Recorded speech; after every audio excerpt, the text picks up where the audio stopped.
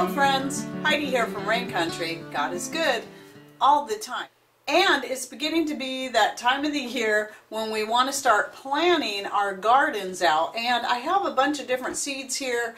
I'm going to be trying quite a few of these and maybe some of the others. I don't know for sure on a few of them, but I thought I'd take you in here and show you what I've got and talk a little bit about it and why I'm going to grow them. Alright, some of these seeds were sent to me by Jen and from JM in the Nut House, and this was one here that I thought was really interesting. So it's called strawberry spinach. It's related to lamb's quarter and it grows similar to that. The leaves can be used as a spinach replacement, can be cooked like that. But it also gets red sweet berries on it that can be used in pies and in fruit salads. So I thought that sounded very interesting. Now here's another new one that I decided to give a try. I ordered these ones myself. They're a mango or vine peach melon. And I guess they get to be about the size of a peach, thus the name. It says here it's more for cooking or pickling. It doesn't necessarily say you can't eat it raw, but I am very curious to give this one a try. Now last year I grew the golden melon. Here's the rest of the original package, and then I did save some seeds from the one that we got, and I'll show you a picture right here. If you didn't see that old video where I was talking about that, it was a really tasty melon, so I definitely want to try these ones again. So as far as melons go, those are the two I'm going to be doing. Now here's another one that was sent to me by Jen that I'm really curious at giving a try. Now it's called a garden huckleberry, but it is not a perennial, it's an annual. And it says it has plants much like a pepper, the way it grows. And the fruit can be toxic if you eat it when it's green, so you got to let it get very ripe, and it's even recommended that it be cooked.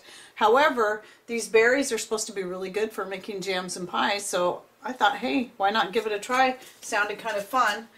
And then this particular variety of nasturtiums I've grown before, and I didn't save the seeds off of them the first year, and I thought they would just come back. Unfortunately, they didn't reseed themselves the way the other nasturtiums do, but this is my favorite nasturtium. The color is very beautiful. You'll see this actual picture on my Etsy store and in other places, and that picture was taken right from my own nasturtiums grown in my garden. And the first year when I started this channel, I was growing these, and you can see that when I talk about nasturtiums in there. But anyway, it's more of a dwarf type. It doesn't get quite as big as the other nasturtiums, but I love the whole look of the plant. It's got the variegated leaves and the very dark flowers. So anyway, I ordered some more seed, and this time I'm going to make sure I save them.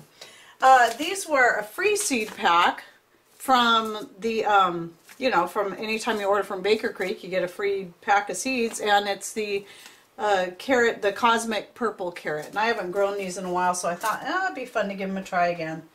Now, somebody told me about these mammoth beets here, and a lot of people grow them for fodder, but they can also be consumed by humans. I think you want to pick them while they're young, but look at the size of these. They get mammoth. That's why they're called mammoth. But this is, I thought I'd just try growing a couple of them just out of curiosity. We only have chickens. We don't have room for any other farm animals. However, for people that do have farm animals, this is a really good choice for fodder for your animals because of the way it grows, from what I'm understanding. Now, some squash I want to talk about. These ones for sure I'm going to be planting. This is the Cherokee Tan Pumpkin. I got these seeds from Danny and Wanda. I ordered them from their Etsy store. I don't know if they'll have any more left because they had a very limited amount, but I'll go ahead and link to their store right here. You can check that out. They do offer various other seeds, but I really wanted to try these ones and make sure that I save some seeds. So as a result, I probably may not be growing any other squash. I want to learn some more about these first. I don't want to grow anything that's going to cross-pollinate with them because I want to make sure I save the seeds. So here are the couple other squash that I want to grow. So again, I want to double check and make sure there's not going to be any issues with any cross-pollination. But this is a pack that Jen sent me, and I've heard of these ones before. It seems like somebody recommended them to me once before. And so I would like to give them a try if I can. And then this one, I've grown butternut before, but this one is is more of a deeper orange, like the color of a pumpkin. And I thought this would be, it just sounded really good. And I would like to give this a try this year. But this one is more important to me, so if I cannot grow these without concern of them cross-pollinating, then these are going to be the choice for this year. I do actually have quite a bit of pumpkin froze up from a couple of different years for pies and things like that, so I'm not concerned about getting a lot of that type of squash this year. So it's just going to depend on what I learned. And if anybody's got any ideas they already know, go ahead and put them in comments below if I haven't already checked it out by the time this video comes out. Now, some other beets that I'm going to give a try are the sugar beets. So we know that most sugar beets, you know, that are used to make, well, pretty much all. Anytime you buy white sugar from the store, if it doesn't say cane sugar, then it's made from genetically modified sugar beets. However, these are non-GMO and they're organic and heirloom and all that kind of stuff. So I thought trying to find ways to grow our own type of sweetener, and this is one of the things I'm looking into, since at this point I don't see us being able to have bees where we're at. So I thought giving the sugar beets a try would be kind of fun, as well as the sorghum. So I got this kind of sorghum. I was watching Zach from An American Homestead did a video about sorghum and why they grow it, and its uses both as a sweetener. You can use the grain. He was even popping the sorghum, and he kind of tricked us in there because he made it look like popcorn when it's all done. They're just really tiny. You can pop them and butter them and eat them like popcorn, but it's just going to be really tiny. But still, I wanted to give it a try. And initially, I was going to grow two sections of my corn, my glass gem corn. But I think this time I'm going to do one section of the corn and then one section with the sorghum, and then compare them side by side as a grain and see what I think about them. But I also got another sorghum that I thought would be fun, and it's called broom corn multicolor sorghum. And people grow this for making brooms out of, but also just for its beauty. So I thought this might be a good one to try out front in the front yard garden where everybody can see it. Well, yeah, and of course one more squash I grow, the zucchini, the black beauty zucchini every year. So I'm not going to be talking about everything I'm growing this year. Some of the old stuff I'll mention, but a lot of stuff in here is stuff that I grow every year.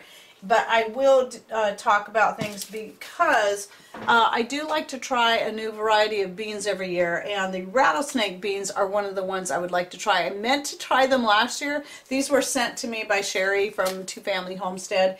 Totally spaced it this last year, so hopefully this year I will remember to plant these and give them a try. My favorite beans are the runner beans. I grow the Barnside Sweet, the Sunset runner beans, and the Scarlet runner beans, and I have them all mixed in here in one. And I have a video about this, about the beans that I grow. I'll go ahead and put that right up here. Another bean, a couple other beans I like to grow are the little small cornfield beans and the purple potted pole beans. And so I'll probably plant those too, but definitely my runner beans, they are my favorite so far. I just keep going back to those because of their multi-purpose. Now, for tomatoes, I decided to try these ones. I've grown brandywines before and really, really liked them. And then I saw these at Baker Creek, and I'm like, okay, I got to try these. So they're a black brandywine. And I just thought they sounded really wonderful, just the whole definition of them. So definitely those, along with the purple tomatoes I grew that I I forgot that I had planted purple tomatoes, but I wasn't sure the variety. We're thinking they're the Cherokee Black. And then this Italian tomato, I decided to go ahead and try these again too, because the flavor, even though they're just small little tomatoes, the flavor is amazing. And then I really was happy with these ones, the Black Japanese. I will go ahead and link to the video I did, I think it was early fall. I'll link to that right up here so you can check it out where I talked about these tomatoes. And then another new one is the purple tomatillo. I definitely want to try these this year. Jen sent me these seeds because she knew I was interested in trying the tomatillo. So, you know, she sent me these and then sent me a whole bunch more other seeds just for fun.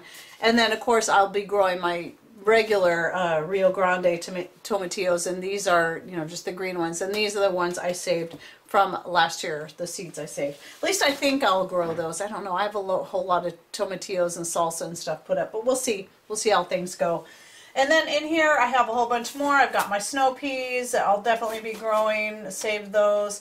And also, if you're interested, I did do a video about my whole how I store my seeds. I'll go ahead and link to that up here. And maybe I'll do a video on how I make my little seed bags at some point, and put that out if you're interested in learning. Now, this certainly is not everything I'm going to be planting this year. I have more things, like I said, in here. There's just a lot of the stuff that I plant every year, like basil and things like that.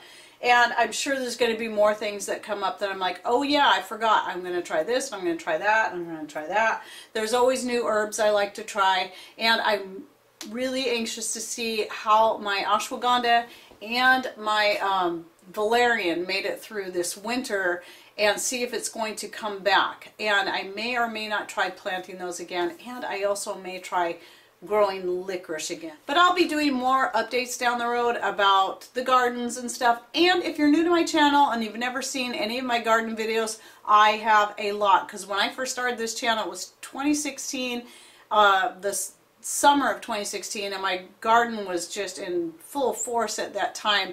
And so you can go clear back to 2016 and see the garden. You can see the garden in 2017. You can see garden tours of 2018, and of course I'll be doing more in 2019. I will go ahead and link to at least one of the garden tours right here, so you can check it out and see what we got going on. Because I have various, you know, trying to make the most of our little space here in a neighborhood, in town, and I've got several different garden areas. I have the main garden area, I have our greenhouse, I have the deck garden where we have our grapevines and our blueberries. I have the front yard gardens, and then I have the west side herb garden. So you can actually look any of those up on my channel page and find any of those. And you know, remember, you can just do a search, type it in there, just type in garden, and you should be able to pull up all kinds of garden related videos. Okay, well, I hope you enjoyed this video. I doubt you really learned anything new. Maybe you did. Maybe you learned about some new things that you could try growing in your garden. Thanks for watching. Take care, and God bless.